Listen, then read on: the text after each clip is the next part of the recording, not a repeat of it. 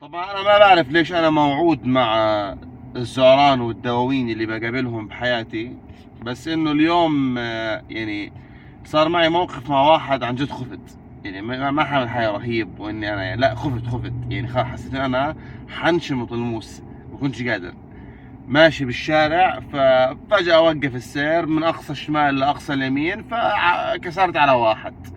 فانا بطلع على المراية شايفه قاعد بيعدل وبده يجي جنبي، قلت بس اكلنا هوا. افتح الشباك اللي هو بيقول لي بالضبط من دون اي مبالغه كالعاده، انا راح اقلد لكم اياه: انت بتشوف ولا ما بتشوفش؟ فانا قلت له لا بشوف. ليش؟ ايش صار؟ ايش صار؟ وشرطني هاي الجمله: شايف صدامك العواي؟ بحكي له ماله صدام العواي ماله؟ كان هسه شلت لك اياه من ساسه لراسه. قلت له يلا يا سيدي حصل خير. راح قال لي حصل خير بمزاجي، لانه انا هسه بدي يكون حصل خير، بس لو ما بديش ما كانش حصل خير.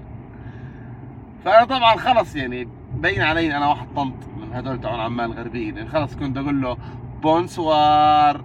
ايش بدي اقول له؟ قلت له خلص ماشي يلا يا سيدي، ايش المطلوب الحين؟ قال لا مش مطلوب شيء، بس دير بالك على حالك. دير بالك على حالك. طب يا اخي ليش؟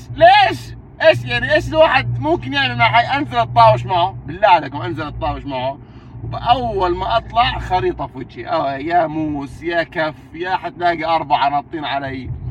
ترى هاي رساله لكل واحد بيلعب حديد، اقسم بالله ما بتسوى اشي قدامهم. لو تلعب حديد وتشد حالك، هينا صار لنا سنين يلعب حديد. اول ما شمطني مالك اني صرت ارج، قلت بس ان شمطنا الموس. هذا الحديد خلوه للبحر الميت، لما تروح على البحر الميت تنزل هيك مجسم وحالتك حالة، اما في الطوش امسك خط وانسى الموضوع. والله حدك واحدة من مالك خواتك.